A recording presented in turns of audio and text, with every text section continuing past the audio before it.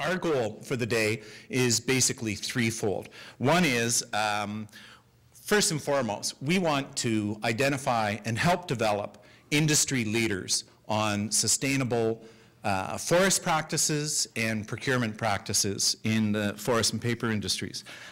We desperately need industry champions. Those companies that are out there willing to make the change that is necessary to protect Canada's boreal intact forests. We want to instill in you a bit of the urgency that we feel exists in the boreal forests today. We are losing intact boreal forests at an alarming rate, and it is our hope that you leave here today with a little more information about what can be done, what needs to be done, but also with a renewed interest in moving that agenda forward. We need to have change in Canada's boreal forest. We can no longer continue to operate as we have in the past. I think long before the global economic downturn that rolled out of the United States and around the globe in the past months, the forest industry in Canada was really struggling, and change is greatly needed. I want to talk about campaigning for solutions because that was part of our mission statement there. Greenpeace really is about finding solutions and implementing solutions.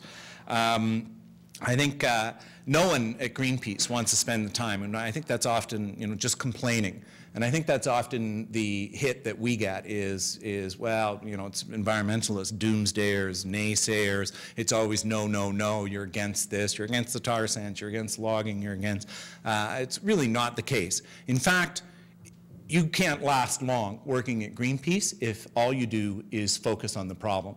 It would drive you insane. It would drive you into the darkest depression, and you would have sort of a supernova burnout in a relatively short period of time. We focus on solutions, and we have a fairly, I don't want to say formatic, but there's a formula to the campaigns that we do undertake. And in a nutshell, it is threat, solution, engage, implement. We identify a threat or a problem to the environment. We identify a solution to that problem, and where a solution does not exist, we go out and try and find a solution, and there's many good examples of that. I'll try and touch on a couple of them momentarily. And then what we do is we figure out who are the people that hold the power or can actually influence the decision makers who hold power.